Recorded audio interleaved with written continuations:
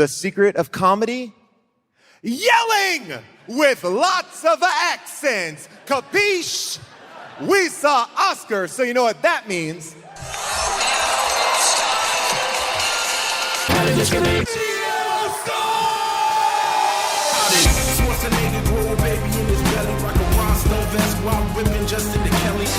See a burlesque show with Nick Crow and take up over speed to hitting cruise control.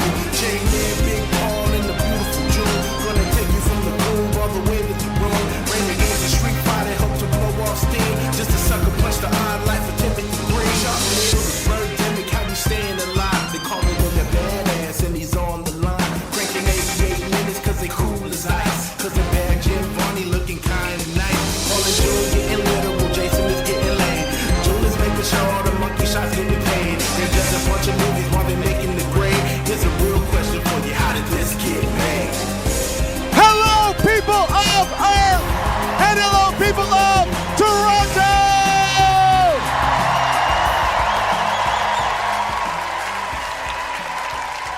We are back in Toronto with a classic Canadian film.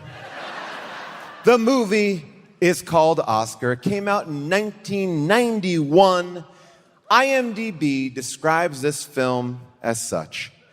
A gangster attempts to keep the promise he made to his dying father that he would give up his life of crime and go straight.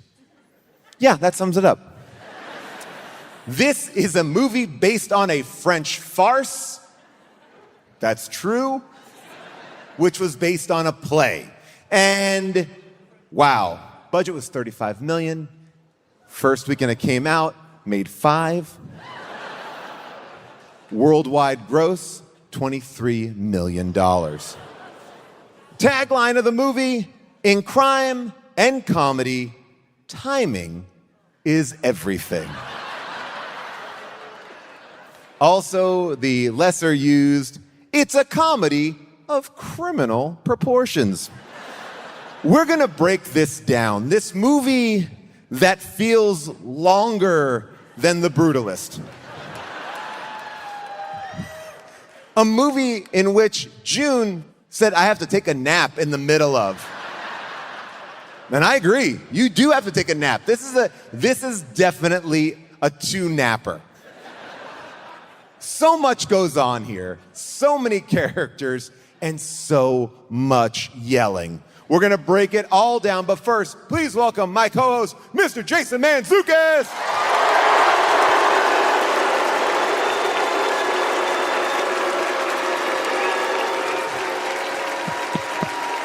What's up, jerks? Let's go! Let's go, Massey Hall!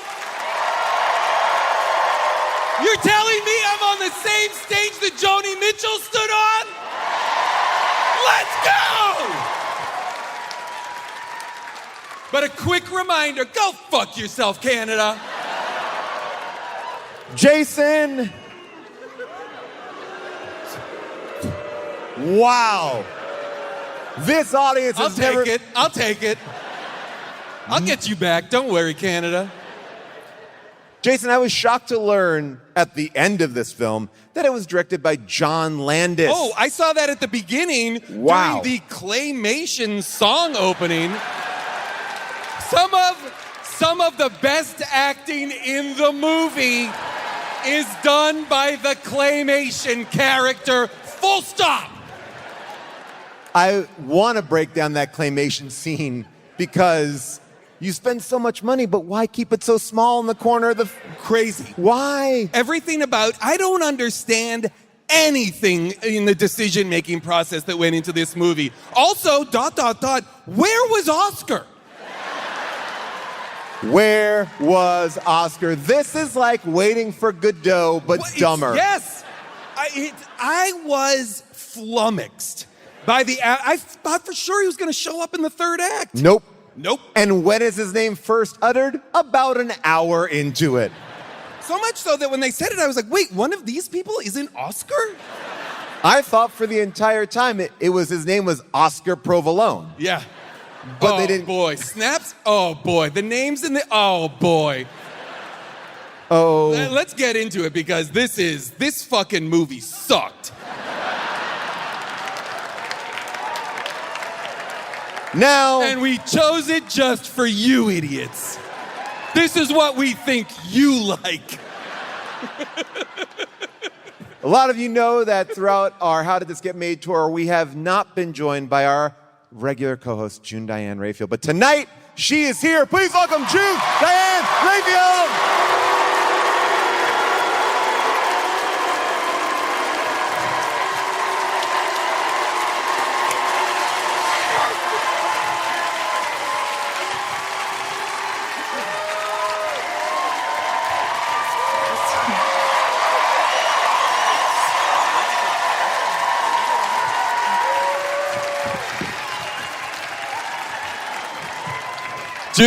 June has died.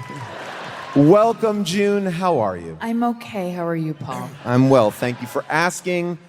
The movie Oscar, were you in the theater seeing this in 1991? I have such a vague memory of seeing the VHS movie arrive with the Blockbuster, in the Blockbuster, glass? Plastic. Wait a minute. Sure. The glass? When they were Wait, putting... where did you live? It was sort Your of a videos luxury. came wrapped It was in a luxury Blockbuster by me.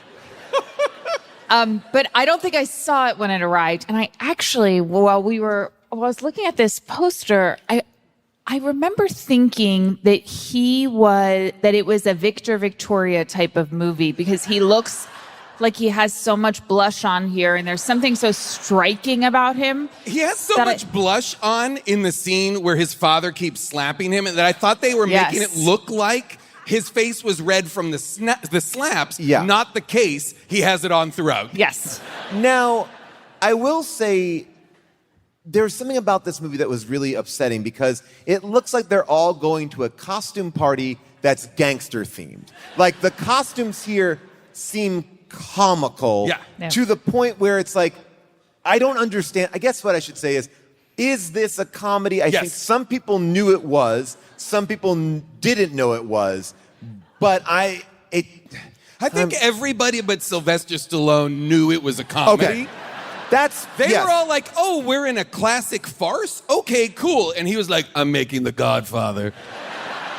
It's so hard because I really believe that had everyone just watched Marissa Tomei's performance first and then just said, okay, let's model the tone and tenor and let's kind of calibrate our own performance around this, we would have a very different movie. Well, she's in the overtly comedic movie. She's moving at the right pace. For a movie like this to work, it has to be fast. And everybody else is that's going to be hard. Yeah, slow. That's going to be hard with Sly.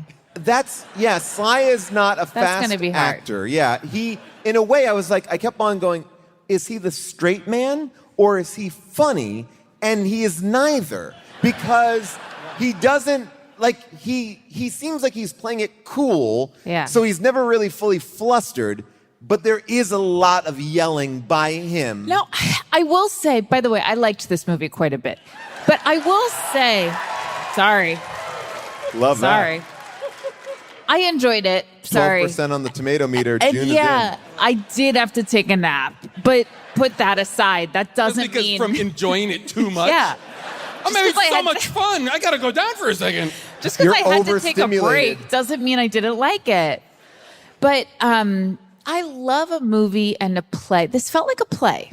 This felt like this was an Oscar Wilde play where a stranger or someone shows up in the beginning and an entire story unfolds and everyone gets woven in. And it's even crazier than we thought it was going to be. And we, through the lens of Anthony or whatever, we start to realize this big, giant... Angelo?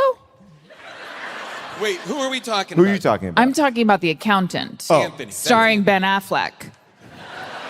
That's Anthony. that is. Yeah, I'm talking about Anthony, once he arrives, we know that things are starting to happen. Bug just landed on me. A Canadian bug just landed on me. And I'm not into it at all. Are we under attack from Canada? What is this? Wow. This is what you're up to, huh? Just sending your bugs after us? Somebody, let a bunch of bugs out in the theater? Cool, Canada. Well, cool. you will be, June, you will be happy to know it was based on a 1958 stage play. Yeah. Oh. That was then turned It's a single location. It Okay. feels like a farce, like Yes. a open doors, closed doors. Oh no, there's a secret daughter. Oh no. Which I love. And when done well and about 42 minutes shorter, it could have been a huge success. The person Right. that you shouted out Marissa Tomei as the person who's in the right movie. The other person I would say is Tim Curry. Oh, absolutely. Tim Curry gets it. And he always does. He always does. He He's like, always we're does. basically doing Rocky Horror for Yes. gangsters. I mean, I thought he was doing like a version of Clue as well. Like Yes. he knows how to do it. To your point, June, this is how Marissa Tomei got my cousin Vinny. Sorry, this is how Marissa Tomei got my cousin Vinny because I the think director it's pronounced Vizzy. Vizzy, my cousin Vizzy, because the director came on set, saw her, and was like, "Got it. She got the part." Wow, I was wondering if it was before or after. Wow, cool. The other movie That's cool. I want to shout out because it's so much more of a successful version of this is Johnny Dangerously. Oh yeah, Only a couple of fans of Johnny Dangerously. Johnny Dangerously is great. Those are the old people. Gen X represent. Here's what was missing, aside from pace, timing, energy. Honestly, Costumes. That 45 Sets. minutes you're talking about could have been accounted for if everybody just sped up a Yes. little bit. Here, but I do think there was one other thing that's missing from this, and those are the stakes for slaps. What is Sly's name? snaps. Snaps. But by the way, he could be called Slaps He's also because Slaps. he does threaten with a lot of slaps. I think Snaps provolone. provolone. I think what was missing and could have made this a great, fun movie.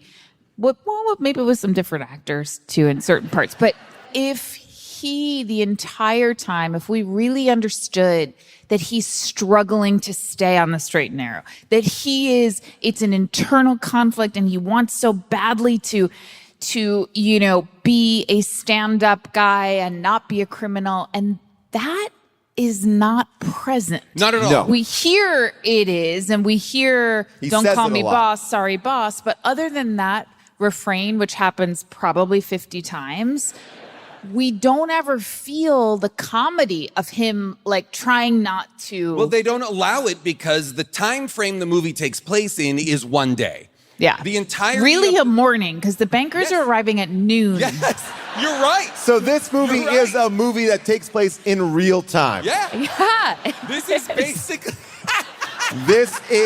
Because he gets up a little before 9. The bankers are Yes. arriving at 11. I think come this at movie is in 11. real time. Stallone thinks he's making Andrei Rublev, I think. The thing that made me lean in but also took me out of the movie was that Stallone seemed to be Stallone from 1991, and everyone around him is doing, I'm from the 1930s, you you know. mugs. Yeah. You mugs, shut up, you mugs. And it was really weird because he had Sorry, no I'm affect. so sorry to interrupt. Are we allowed to say mugs? Here, I don't. Are I we don't cool to say mugs, Canada?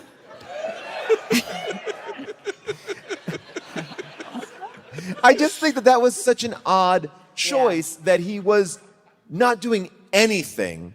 And then the accountant also seemed to be pretty modern as well. But then everybody else around them was nothing but in And I full wanna- on oh my gosh, my company has a retreat. It's a murder mystery. We all have to play along with these actors. Everybody else in the movie is a murderer. Like a powerhouse. I mean, the cast is Chaz Palminteri. Chaz Palminteri, Peter Reigert, Don Amici, Kurtwood Smith, Clarence Boddicker himself, William Atherton's in this movie, Tim Curry, Marissa Tomei. I mean, everybody is a home run hitter, and Stallone is like, shut up. Slow down. Everybody slow down.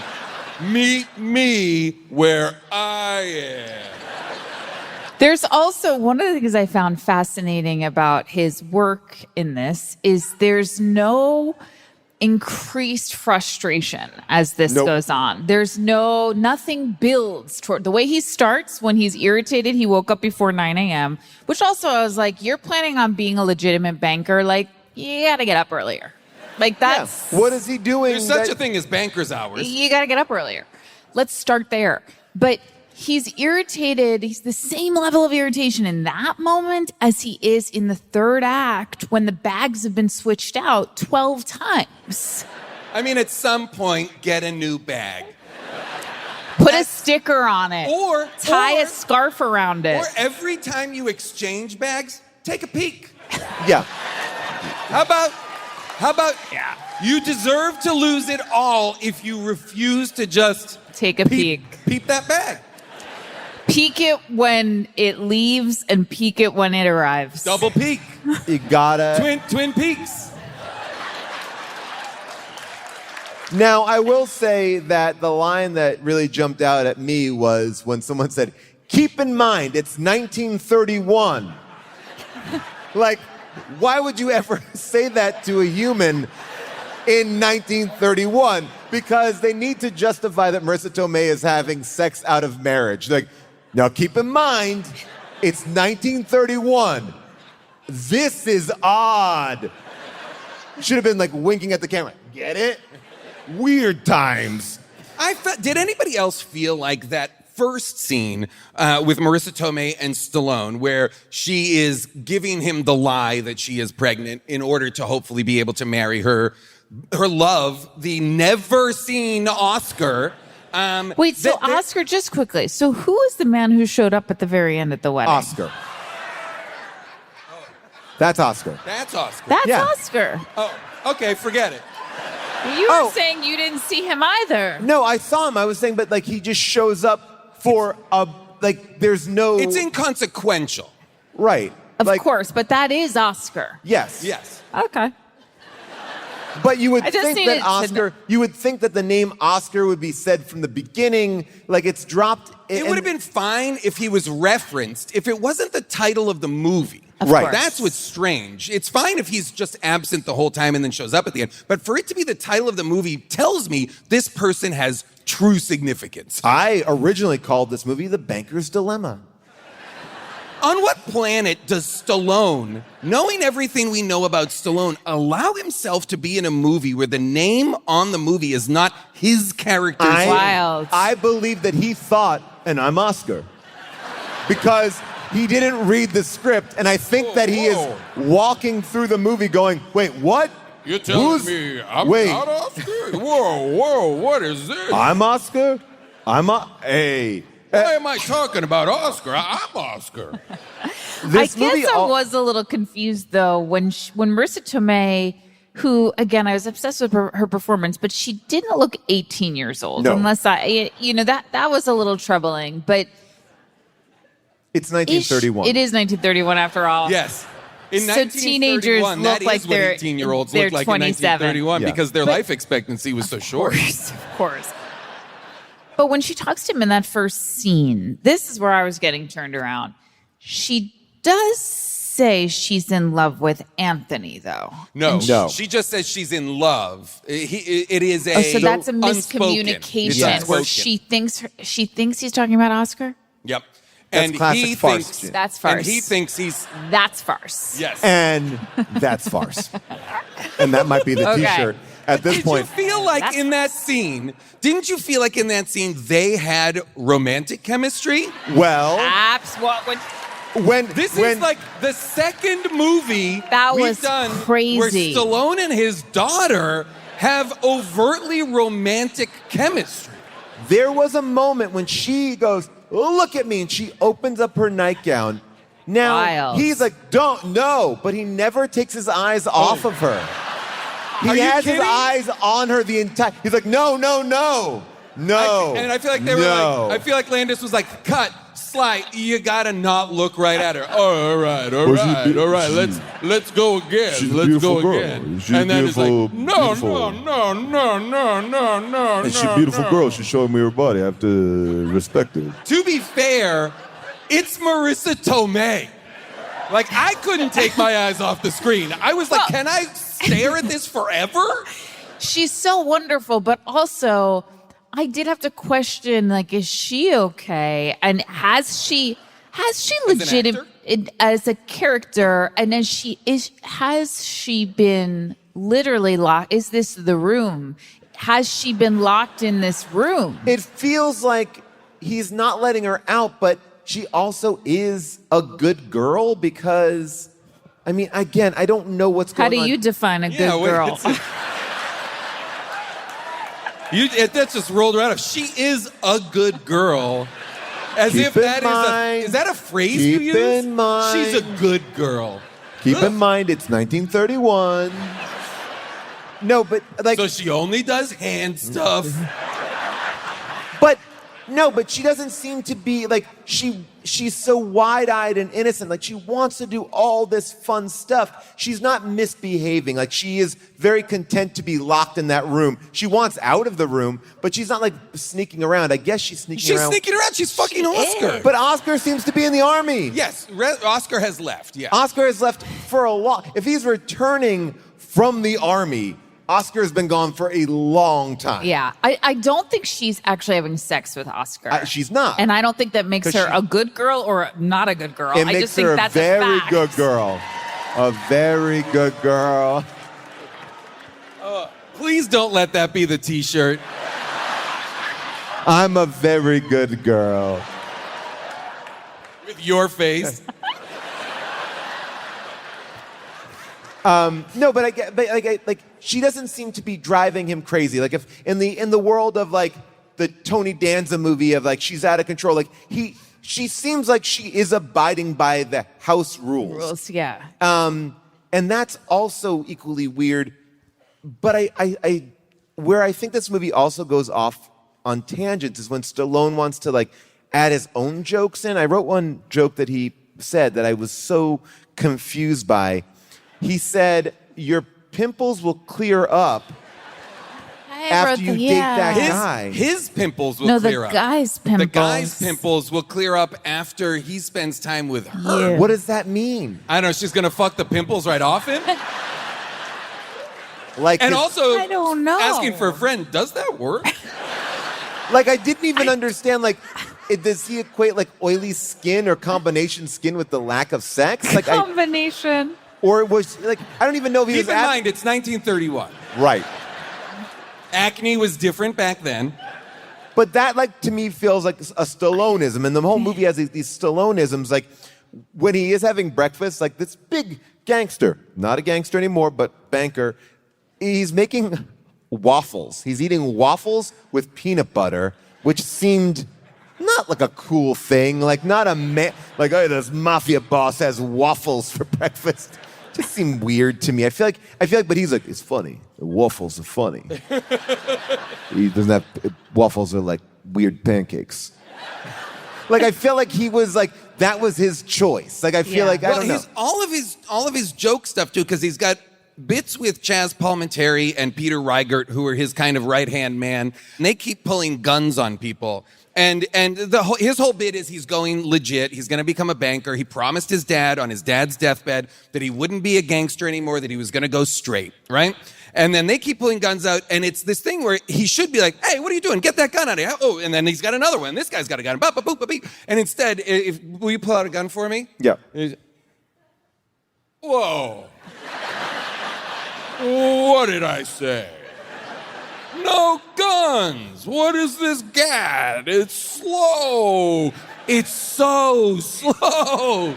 There's no rat-a-tat-tat dialogue, except for the people who are doing it, who stand out because he sounds like what you're saying, modern in his Stallone, but everybody else is doing crazy screwball comedy. Well, let's look at Scene 5. Scene 5 is probably the best version of Stallone doing his rat-a-tat-tat. This is like the Who's on First routine with Chaz Palminteri. Snaps, are you sure there was cash in that bag? Yeah, little Anthony stole it. If little Anthony stole it, then he's got it. No, you blockhead. He stole it, then he gave it back to me. Why'd he give it back to you? To buy back the jewels. What jewels? The jewels he stole from me. He stole jewels from you too? Yeah, so he could marry my daughter. Lisa. Not Lisa, Teresa. How come nobody's never met this daughter, Teresa? Because she's not my daughter, capiche? Yeah. Your daughter's not your daughter. And the cash that used to be the jewels is now your underwear. Now you got it. I got it. I don't even know what I'm talking about.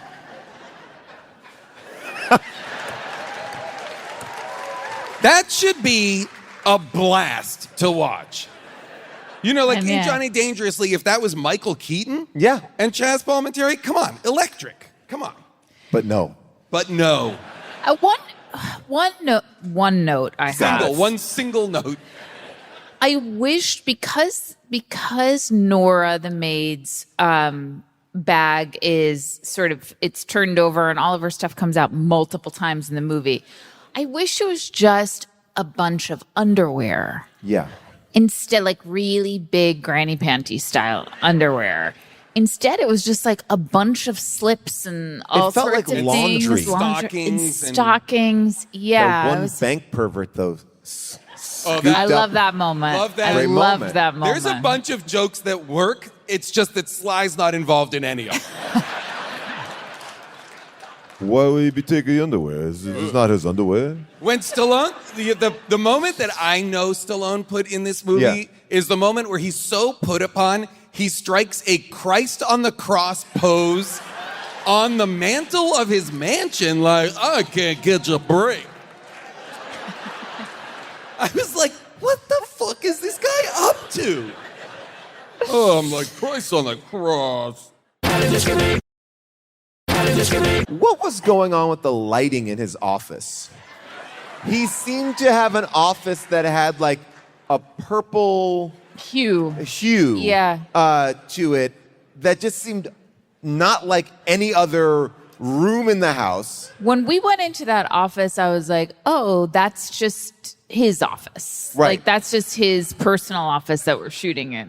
The actors. We couldn't get Stallone on set today. We're going to go to his house. We got to go to and him. shoot some scenes. I didn't know you guys were coming. They'll do a scene. What? Who is it? I'm mad.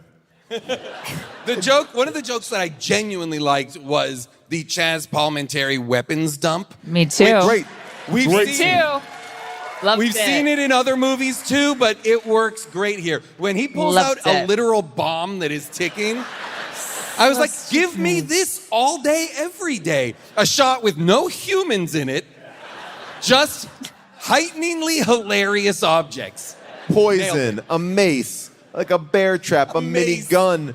But there is like this whole movie, and again, I guess I understand it's a farce and we have to get confused by it, but it seems like the movie is angry that it can't figure out the plot. Like a farce is supposed to be fun, like, oh my gosh, I can't believe that person walked in. This movie is like, oh, why is that person walking in on this scene? Like, it does feel like you're trying to wrestle control in a bad way. It's so true because I think in a perfect farce, like we should actually not lose control of the bags in the way that we were forced to lose track of the bags because Nora's coming, she's going, now the chauffeur's here, now he's gone. The bags now are often taken off screen. That's what I'm saying. We don't even see it. Right. Like we don't see when they're removed. So it was so difficult to enjoy. And also, it's difficult to enjoy because what's fun about a farce is how out of control the lead character is. Yeah. The events of the movie are happening to them at such a clip. Behind each door is another person who wants to complicate his life more and more and more, right? And what's fun is watching that person, if it's Kevin Kline or if it's something, just be completely underwater. It's no fun to watch Sly underwater because he doesn't want to be there. He's like, I need this to stop right now. You're right. He's mad and he's big wants mad. He's to be big in control mad. too much. Yeah. He's a bad boy, not a good girl. That is true. Bad boy with a good girl. This like idea that he's going straight, I'm also lost on that plot. Like, I mean, yes, I get that he's going straight, but to buy a bank? Is he buying a bank? He's trying to get on the board of the bank. Yeah. He just wants a seat on the board. He wants to be legit. He wants to be in the room where it happens. Yeah, but what I think you're getting to, which I was confused by as well, is, but what next? Like, so Right. you have a seat on the board, you open up an account there with your money that I guess is dirty money. How do you plan on generating more revenue in the future? Like, couldn't get a handle on what his. Yeah. It does seem like he is going straight legit. He's not like, oh, and my guys will keep the business going in the background or something. He's not like the kingpin or something like that. But he also, the movie's just doesn't have enough time to get us there. Even though we almost 2 hours. we inexplicably cut to a scene inside the bank. One of the only out of the house scenes is in the bank boardroom, where it's like William Atherton and the White Shadow and a bunch of other people are there, and they're talking about like, oh, do we want him to be at the bank? Do we want his dirty money or blah, blah, blah? And I'm like, why are we part of this decision? This doesn't help us at all. And yeah, they hate poor people, and it was a long scene, wasn't it? Yeah. To give us the inner workings of the bank? So that when they show up, we're like, oh, it's the hateful bankers that we saw earlier. Who also are trying to screw him over. I mean, again, it's overcomplicating a plot that's super simple, which is the one day he's got to be relaxed, he's stressed out. Yeah. That doesn't happen at all. The threat being that, oh no, he has to settle all of his business before the bankers come is not present at all. Like, Well, I don't. what does he have to do? The That's the ticking other clock thing. is not. What should have happened is he should have, Dr. Poole and all, he should have been obsessed with looking legit, acting legit, having a family that looked legit, having his employees look legit. So that when they arrive at 11 a.m., again, the movie actually must speed up somewhere because, no, I guess it is in real time because it's just before 9. Yeah. But he should have been obsessed with appearances and making sure that he looks like a person who could have a board seat at And this what bank. if there was like a newspaper person or someone who could hold him accountable who would be around? But nobody was doing that. Everybody in the movie, until the bankers arrive, are part of his inner circle. But who he's nervous about having around is an accountant, thank you, Ben Affleck, who is very nicely dressed. Everyone's nicely dressed. It doesn't look like a bunch of mob guys coming in the house. If he wanted that, he should have kicked all those goons out of the house earlier in the day. But who would wake him up? I guess that's true. I mean, you know, like that. But there's nothing wrong in the house. Like, his wife is in the house, this accountant's in the house, his daughter's in the house, and then this other very well-dressed daughter is in the house in another room. I think she was. See, that was her costumes will haunt me because I don't think she's supposed to be well dressed. I think Paul, but and you said very well dressed. Yes. Yeah. So I actually think she is meant to look like a peasant person. She's supposed to look like a normal person. Got it. Okay. And Marissa Tomei is, I believe, supposed to be like. Got it. She is essentially like a street urchin. Got it. And so, but her name's Teresa? Yeah. Teresa is trash. Yeah. Okay, Yeah.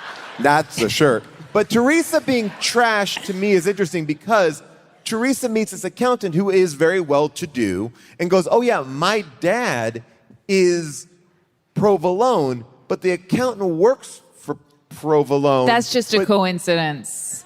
But has never seen this man. And like, he is a notorious gangster mobster in Chicago.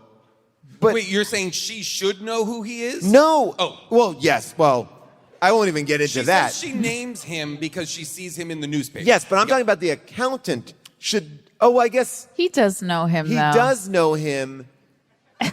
But it just seems to me that if you're the accountant for this man who has one daughter, You would would know that daughter is unless Marissa daughter is trapped up in a room. Okay. Rapunzel style. Doesn't she even say Rapunzel? I think so. Something like that? So she really is, now it's a darker movie that I'm really disturbed by.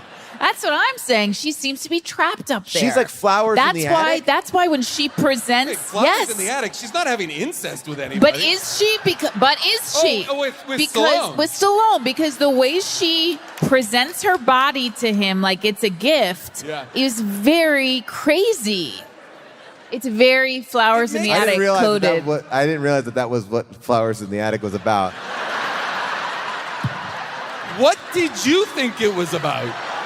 I thought it was about a bunch of kids who were trapped in an attic. Did you read it? No, my mom read it, and she's like, "You got to read this book. You got to read this book." The story started as like a trifle of misunderstanding, and then the reveal was chilling. I'm so glad you didn't read it. My mom's like, "It's a good book. You got to read it." And I was It's like, got "I don't a lot want of good ideas in it."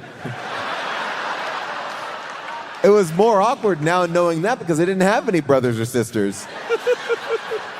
Guess I just had to go fuck myself. But I always remember that image. Okay, so got it. Check. Movies about. But I think that what you're confused about with Teresa is her clothes were so white and crisp. Her bonnet, especially. Her bonnet that she did. I know we were meant to see her as a street urchin, and I did, but the costumes were really confusing. I do think she should have played more urchin-like. She should have made a stronger choice. Knock, knock, knock at this rich gangster's house. She's like, "Hey, anyway, let me tell you what I did. So I told this guy that you're my dad." What does she want from that? Like, what does she even want from, like, what is he gonna do? He's also has no, nobody is really scared of him. He is Al Capone. He is like they refer to him numerous times as a murderer, as like a gangster. He is capable of extreme violence, but yet everybody treats him like he's the ineffectual dad in a sitcom. Yeah. He's like the mayor of the block. He's block mayor. But yeah, that's why the opening scene is funny because he never seems violent. The only thing that you can kind of pull over is like at one point they're like, "I came over your house on Valentine's Day." Wait, he did say he came over on Valentine's Day and that's when he met his daughter. So wait, how was that street urchin in the house on Valentine's Day? Wait, so hang Anthony on. met his daughter on Valentine's Day. Anthony says he met Anthony at a speakeasy. An after-hours speakeasy. That urchin got in there? Anybody can get in a speakeasy. Not the urchins. You want to keep them out. They don't got no money. Somehow the urchin has to be the shirt. I mean, it's got... this has got to be the most we've said urchin ever. She's dressed like the urchin. Wait, who? We got an urchin? She's over there. Where? Let's see her. Where's the urchin? You're obscured by the pole, but yeah, there. Oh yeah, I see her. Where? Where's right the there. urchin? Right, stand up again. Stand up. She's right there. Stand up, urchin. Oh, there's she the looks urchin. great. Nice. Give it up for the urchin. She looks great. Thank you. You didn't know I had a flashlight, Canada? I really wish now, maybe there was a scene. I did have to speed things up at the end because you hid my makeup bag in the room and I couldn't find it for 15 I'll minutes. step out for a moment. I thought I was helping you out. I took your makeup bag out of your... unpacked my bag without my consent and then I frantically was looking for things. I love that you refer to that as hiding things. He unpacked for you while you were napping, and you're like, "You hid my makeup bag." I got a frantic message from June being like, "Is there makeup anywhere around at the theater or any place?" Literally put it in the bathroom on her side so you would have it in there so you could I didn't look in the bathroom because I hadn't unpacked yet. So why would I even look in there? I was taking everything out. Try to be helpful.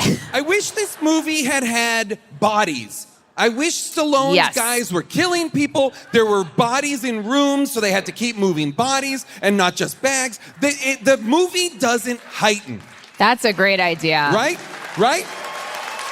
That's what the movie needed stakes.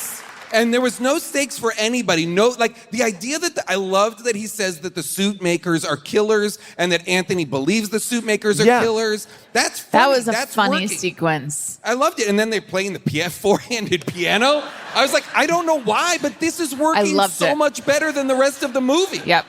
Now, I will say the other part, while Tim Curry was great, I have nothing bad to say about Tim Curry at all.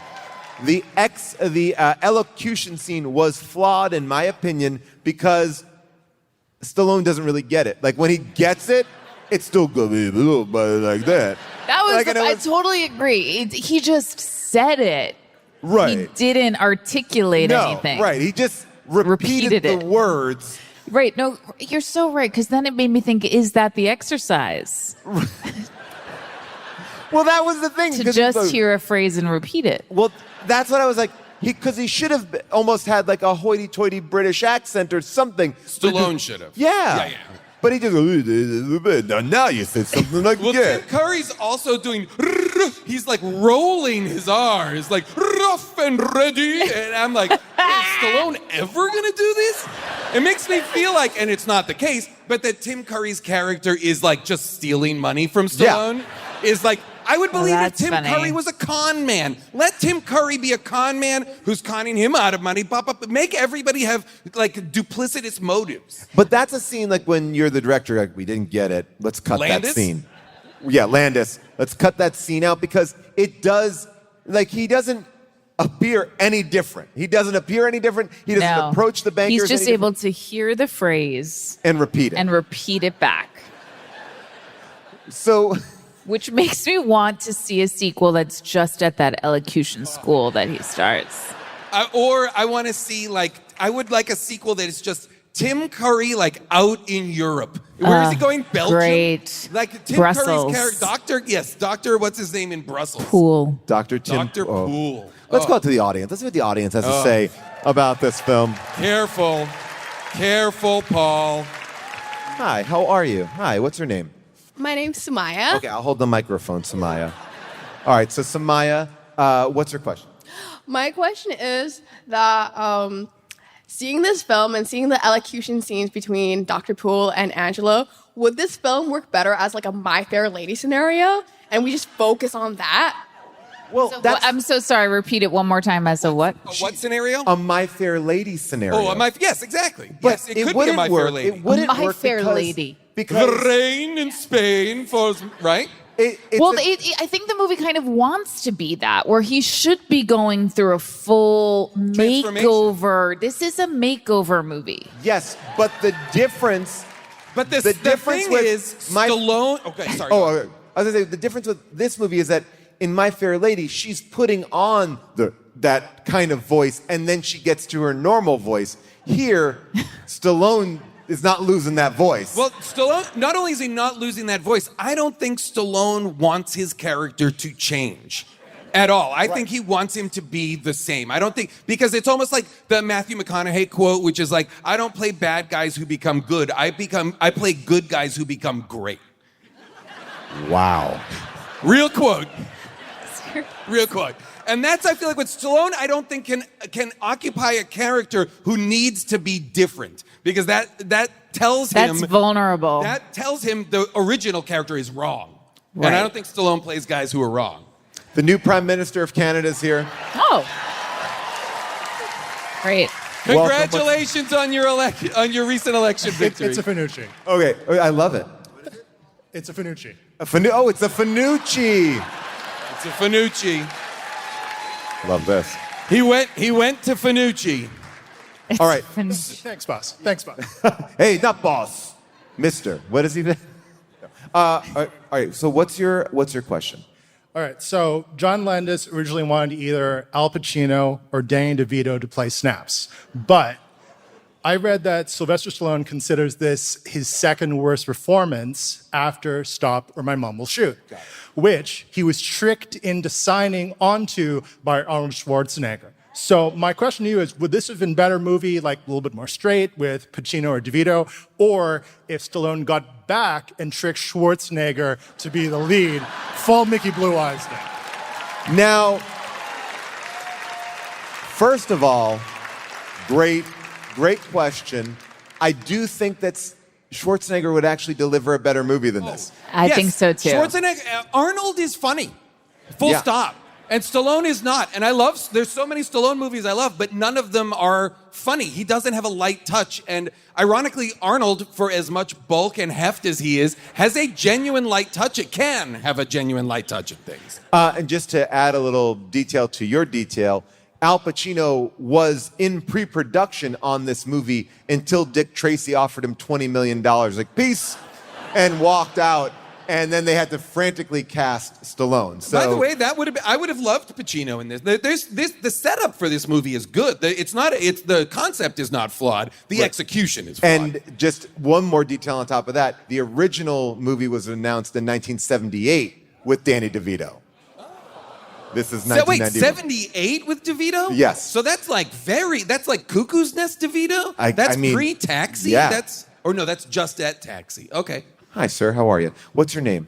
Jeremy. What's your question? As an accounting teacher, I didn't get any of it, but I'm wondering, little Anthony, I think his name is the accountant, he consistently steals $50,000 or $50,000 worth of jewels every 15 minutes, and he's not really scared to tell a gangster or a former gangster at all. And then, how many more times has he stolen money? He hasn't even told them yet. He has all these scams, and this is a real accountant's question. Well, the scams didn't seem to be stealing jewels. The scams seemed to be like cooking the books a little bit. He's got the bag of jewels. I guess I have a question for you. Why did he convert to jewels? Yeah, do you tell your clients to convert to jewels? Well, I have students, I don't have clients. Okay, got it. Should we be moving to a jewel-based economy? I know we're off crypto, but... Now, this movie would posit that it's complicated because people could grab your bag of jewels and then you're done. Now, here's the question. Oh, this is perfect for you. Right now, because we're in such turmoil, right? Especially where we're from. Should we be moving more towards a jewel-based economy or a women's underwear-based economy? I know where I come down. But I want to hear an expert's opinion. You better say underwear. Depends. How liquid is the... This guy gets it. All right. Yeah. My money's soaking wet. I got $300 sopping wet bucks. This is such a small detail, but was anyone else disturbed that giant bag of jewels just had just one flat layer of jewels on the bottom? I didn't know why we weren't opening it up to a light from within with this giant, all of these jewels everywhere. It was just one layer. And also, how do you get that amount of, he must have gone to a lot of different jewelry stores. I don't know. It just didn't seem like a great way to convert. I don't know. Money is always good. It's 1931. Yeah, that's true. You got to remember that. The banks, there's been a run on the banks. Your name, your question. Hi, my name is Brian. So I have one question and one sort of observation. The question is the original stage play has a lot of similarities as far as the plot points are concerned, but a lot of differences, particularly with the characters. The main one being that there is no mob angle and Provolone is a soap salesman. So could this movie have possibly been worse if he played it like they were in the original play, that if he were a soap salesman? I mean, the stakes would be a lot lower. It's so hard because, he sort of was playing it as a soap salesman. was no real threat to him, coming off of him, and it never felt like he was really going to hurt anyone or suppressing those instincts. So did you read the play? Yes, I actually read the play 2 days ago for a theater company I'm a part of. We're considering doing it as a production next season. Wait, what? Wow. That is commitment, Toronto. What? It seems like it could be a funny play. I mean, the French farce is a real hit. Yeah, the play is actually quite funny. It's also a lot longer than the movie, which means everybody will have to commit to speaking fast. Another big difference was the Tim Curry character is his personal masseuse. Okay, Whoa, that's so fine. It's 1931. Soap business is good for soap salesmen. So if there isn't the gangster element, it's just the farce of the mistaken daughters and so forth, because there isn't a going straight. Correct. Okay, got it. But what is he trying to accomplish during the day? Nothing. Now that is a play. So everybody here, Toronto, it sounds like it's going to be up soon. Yeah. You guys are going to have an opportunity. God, I would love if Had This Get Made just started a production shingle where we just produced plays based on the movies. By the way, Interesting. Even if we, I don't know, and maybe he could answer it, even if we were to do a staged reading of the play. Of the play. And the play should be quite different in the same way. Yeah. It's a soap salesman. Like, it's not a one-to-one. We'll talk. You know what? We'll talk to later. Stallone. Yeah. We'll talk to Stallone. We'll see if we can get something going. Wow, all right. I want to say, Paul, wherever you are, this theater is gorgeous. I am up in the mid balcony. That's right. Mid balcony. Is that what you call it here? Mid balcony. Well, you don't call it the mezz. Technically. Uh-oh. We had this debate before the show started. Technically, seats are on sale for the balcony. That is the gallery above us. That's the gallery. Above us is the gallery. Wait a second. So for maybe the first time in history, we have gallery monsters? Wow. Absolutely terrifying.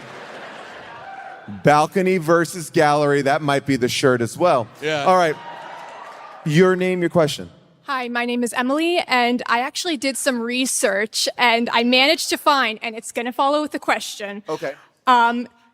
Globe and Mail and the New York Times had an article in November of 1990. Fire Guts part of Universal Studio. One of the few films that was shooting at the time was this film, and their publicist said, we lost 21 vintage cars, the camera equipment, props, and every bit of wardrobe.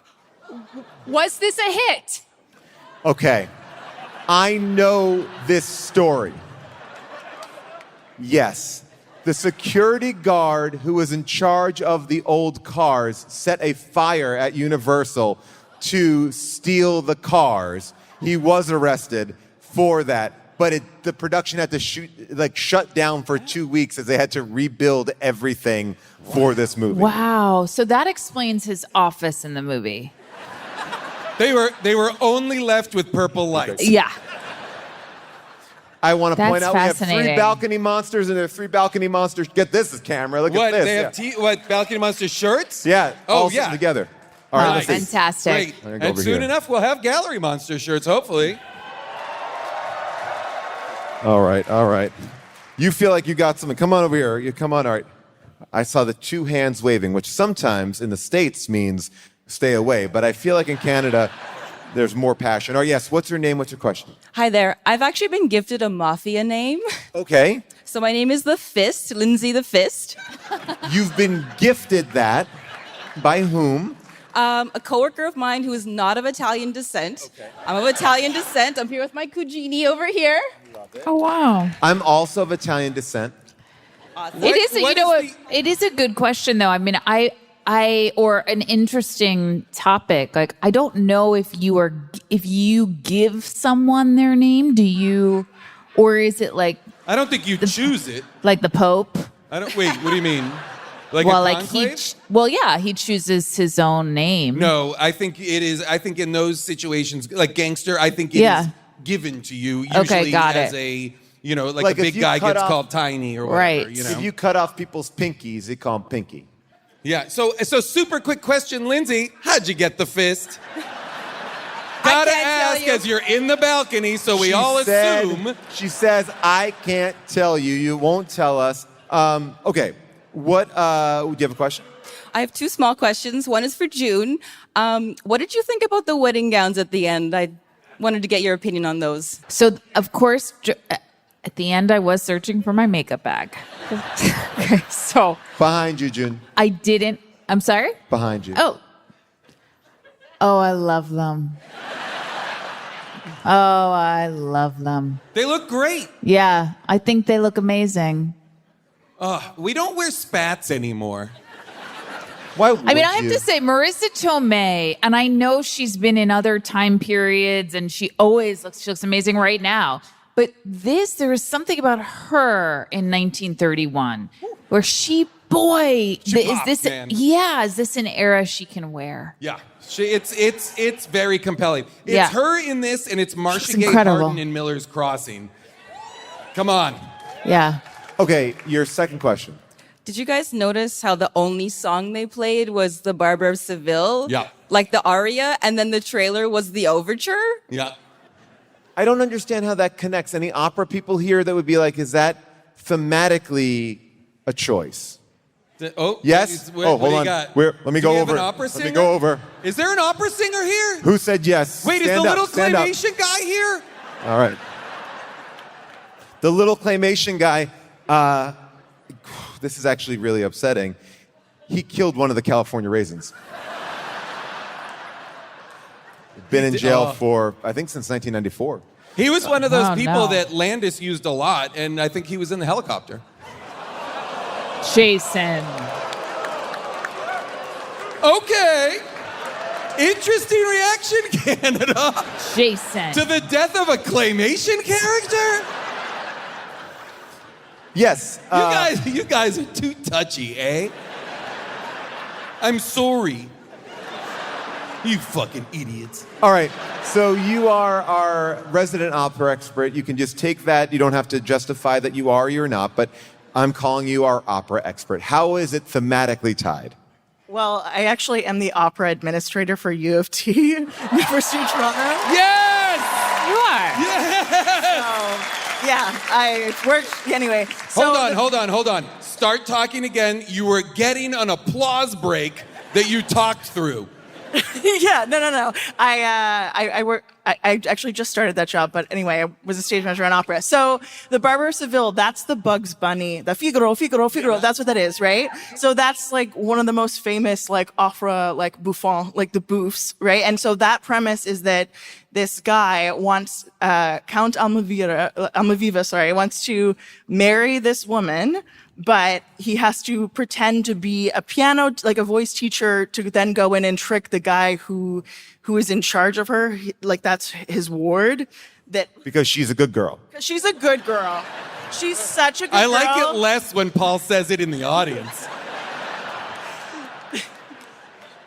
But yeah, she's such a good girl that she's like, yeah, whatever, I guess I have to marry the man who's like my dad, sort of. So it's very much like the vibes of like Sylvester Stallone and Bartolo want to fuck their daughter or their ward. And that's from an opera person. Wow. Great work. Support the U of T opera. Maybe you can combine with his play company and you guys can do an operatic version of the play could be that is something. this movie. All right. We'll produce it. That could be something. All right, yes. You have some notes. What do you have? Okay, so first of all, has anyone noticed how Stallone can't say his own last name? Provolone. Prevalone. B. I thought you meant Stallone. I was like, oh, wow, really?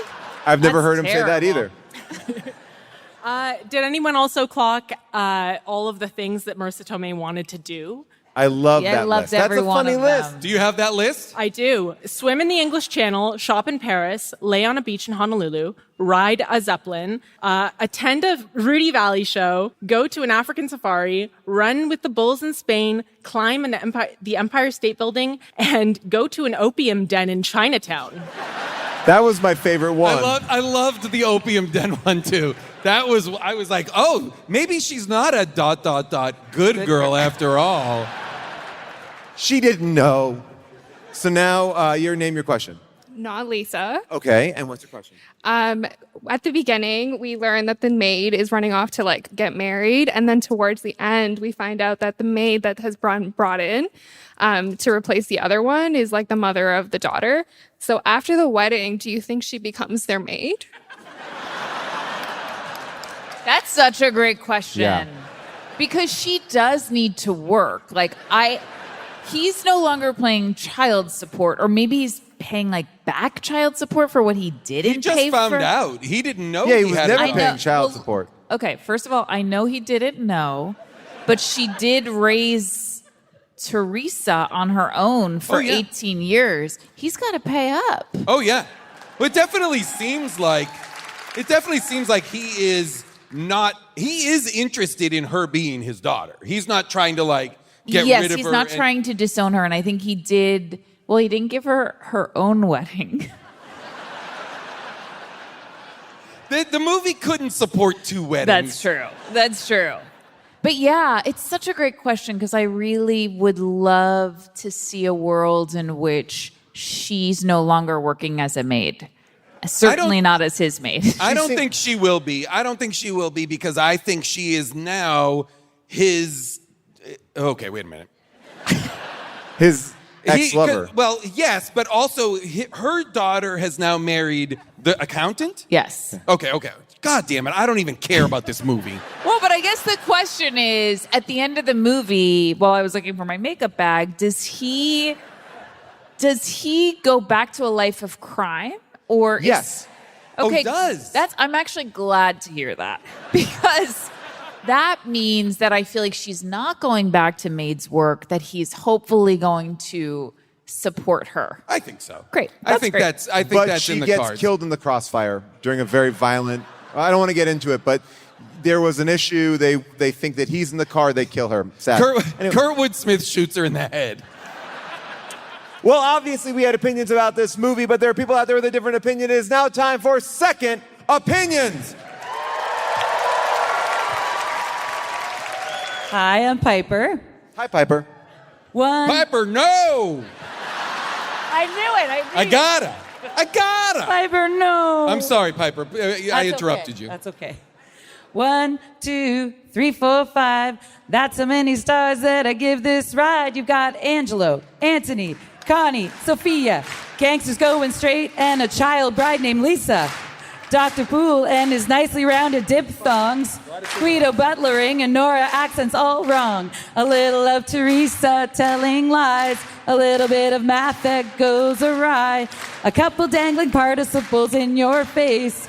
A little bit of yelling out of place. A little bit of Oscar at the end. A whole lot of snapping at your friends. A little bit of accents gone all wrong. A little bit of my second opinion. Great work. Wow. You nailed it. Yeah, absolutely nailed it. Toronto. That was a great one. What a great way to end it. I feel like on 3 we can all say Piper no, right? Yeah. 1, 2, 3. Piper no! I loved it. I didn't recognize. Those were great songs. Some of the songs I didn't recognize, I assume they're all tragically hip songs. We don't know their songs. But I know Sloan. You all did fantastic. I saw Lou Bega perform at the Hard Rock Live. He did 5 songs. 3 of them were Mambo No. 5. Not a joke. I was going to say, were they Mambos 1 through 5? I wish. He opened with Mambo No. 5, got a great response, did another song, didn't really do well, then did Mambo No. 5, then left the stage and came out and encored with Mambo number 5. And I got to tell you, each time it got better and better. All right, these are reviews from Amazon. There are 3,175 reviews on Amazon. Hold on to your butts when I tell you, 87% are 5-star reviews. From Celeste Skycop, she writes, back in 2014, title, I hate Sly, but I love this movie. I hate Sly, but I love this movie. I first saw it in the theater on a date, and I didn't even notice my date had gotten sick and gone to the bathroom for most of the movie. It is a cute plot with intricate dialogue. My family quotes lines from it all the time. 5 stars. Can you imagine being so obsessed, so enthralled with this movie that you didn't notice your date abandoned you for the bathroom? Rough stuff. But now they have 4 kids and they're very happy. Rachel W. titles her review, a classic that's so highly quotable. This is written back in 2023. This movie is a family favorite. I'm not sure why it's not more well known. The dialogue is fantastic, and Alyssa Milano, Sylvester Stallone, and Tim Curry are an absolute delight.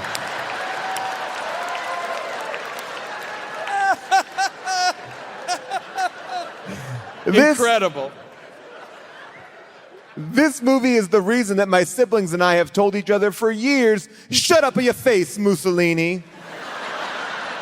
The design and the costumes also make this appealing to watch. There's no bad language or nudity, making it a great choice for family movie night. I'll never get tired of this movie. 5 stars. Wow. High Tower. In 20... Wait, from Police Academy? Yes. Whoa. Pretty cool. That's super cool. In 2022 writes, all of it is bullet points, by the way. This is unlike anything Sylvester Stallone has ever done, and it's marvelous. The plot, although adult content, is engaging. Star-studded cast, impressive. Family and I enjoyed it while keeping up with the characters. There is slapstick, clever situational, ironic humor throughout the entire movie. The time/era is authentic. It seems like the cast has a mesmerizing chemistry.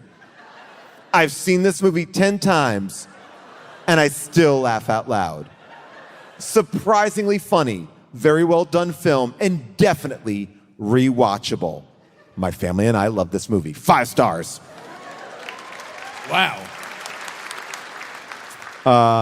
This one is the one I want to end on. From Joseph Voldness. In 2020, he writes, if you haven't seen this, you should. It's a comedy primarily in wordplay and scene play. I think that's everything. As opposed to slapstick nonsense and gutter-level humor. Frickin' funny movie, 5 stars. Wait, you don't like gutter level humor? Frickin' funny movie? You also don't like slapstick, but you like wordplay. Interesting. And that is what people think of Oscar, which I will tell you, many people DM'd, Instagram storied, I don't know what they're talking about. This movie's good. And then I was like, oh no, did we pick something terrible? And then I was like, I was like, no, we're right. You're all wrong. Paul, don't underestimate that our audience are fucking idiots. Now, I said it before, and I'll say it again because I know you're going to ask us. I did enjoy a lot of this movie. I did enjoy this movie. And you could say the same thing for Thanksgiving dinner. You have turkey, and it makes you tired, and you fall asleep, but you enjoyed Thanksgiving. This movie gave I don't you... eat meat. Well, okay, sure. But I'm just saying in the general sense, you were just tired, but you got back into it pretty easily. I just had to take a quick nap. Yeah. Yeah, you gotta, sometimes like it's exhausting to be so immersed in a time period.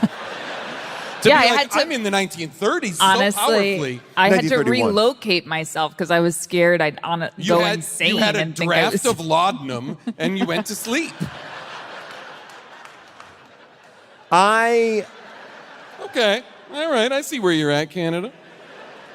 I feel for Stallone because I also am a huge Stallone fan. You are. I do. I like the stuff that he does, but I feel like he's trying so hard to be funny, and I feel like I see it a lot, and I feel like these are the jokes that work with his friends who don't tell him, Sly, that's not a joke. The pimple thing, like no one tells him no. And then you get occasionally stuff like this. You get moments like that in Tulsa King too, which I also love. And you see it in the recent Sylvester Stallone scripted movie, A Working Man, starring our favorite Jason Statham. So whatever's happened there, I did some research on this. He has just gifted Statham his old movies. Wow. He's like, you make this. You make this. Like everything is now, like he's getting secondhand Stallone. Incredible. By the way, incredible because he can pull it off. Statham's legit funny. Yeah. But I'm sort of with you. I mean, we went on a rocky tear this past summer. Yes. You and I. We didn't go on a rocky tear. Rocky the movie. Rocky the movie. You guys were not in a rocky tear. No, Rocky Were we? movie. No, we weren't. We weren't. And I have such a spot in my heart for him. I really, really do. And not every moment works. And of course his pace should be different. And all that's true. That remains true. That's always going to be true. But if you can get past all of that, I swear, if you can do some work, audience, like if you asking can him to do everything, if you can So you're work saying a if little you can harder. appreciate, if you can look at this movie and recast it and rehear it differently, you can really appreciate it. Yeah. Okay. Yeah. It's tough. This one's tough because I think what you're saying, June, I agree with, which is that there is something inherently watchable and interesting about Stallone, even if he's not necessarily pulling off the tone that this movie requires. It's too long, it's too slow, but they do such a good job of rounding out everybody else. Because there are jokes in here that, like when Peter Reigert says the Duke of Ellington, funny. It's a funny joke. Line. There's jokes in here that are funny. When one person's reading a Time magazine and the other person's reading Hooey magazine, I was like, give me a subscription to Hooey magazine all day, every day. I read it for the articles. And again, the whole sequence with the brothers and Nicholas, and they're looking at the paper and saying that this was our work, and he's it's like, so funny that they're proud of the man has been murdered in their suit. Yes, that it they're was famous hilarious. Now, one thing I will say, I know we're so focused on Sly, but I did feel like Nicholas was a bit miscast as the accountant. I did too. They put a set of glasses on him. I'm sorry, Nicholas. Anthony. They put a set of glasses on him, but he's a big strapping man. And I feel like you wanted that guy to be a little bit more... He seemed like a leading man, which confused Very much me. so. Yeah. And you want him to be scared of these two tiny men. Yes. Harry Shearer being one of them. Love that. My favorite I part love of the Terry movie Shearer in this. was when he pulled out the chicken leg as a gun. Oh, That the was drumstick. so good. Great moment. These are great moments, guys. But I will say, if you want to see, again, a lot of these same ideas executed better, it's Johnny Dangerously 100%. all day, I gotta every go see day. that. I'll go see that. Amy Heckerling, right? Yes. Yeah. Yeah, yes, see it. Now, what do we want to plug? Jason, what are you telling people you're up to? Taskmaster. Let's go. Let's go. Taskmaster UK. I'm on it. Season 19. It's airing right now. Episode 2 just aired. It's all up now. Go there. Watch it on YouTube. Or here, you might even be able to watch it on something else. I don't know. But if you're... It's here. I was looking at it on YouTube. I saw that popped up on my YouTube today. Great. It's on YouTube. Watch it. Comment. Get involved. These fuckers need to hear about it. June, what do you got? Oh, gosh. Well, I'm in a new movie, which Paul and I just saw. It's not coming out till the first weekend of August, but it is called Weapons. It's the follow-up for Zach Cregger's new movie. So good. It's so good. Also coming out the same weekend with another movie I am in, Freaky Friday 2. Oh, yeah. So that'll be a cool, fun weekend. My book just came out in paperback, Joyful Recollections of Trauma, with 20 extra pages. If you take a picture of that barcode, I could send you a personalized copy of it, but you have to pay for it. But if you've read the book, on my website, there are all these special features, videos, pictures, and everything like that. And then every Monday on YouTube, Rob Hubel and I host a show called The Dark Web.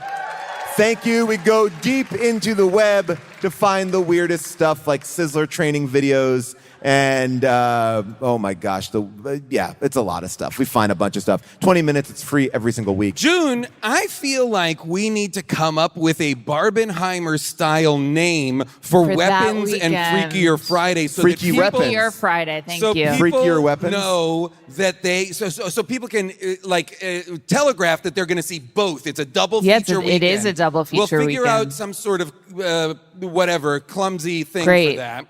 Great, right now, necessary. let's all stop and think about it. Freaky weapons. Weapon Friday. Friday weapons. Weapon Friday. Freaky Freaky-Freapons. Web free. Is Freaky-Freapons a thing? Freakier weapons.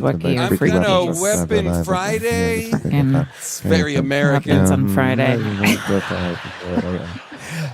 Thank you! We love being here. Thank you, everybody, for coming out. Good night. Eat shit, Canada!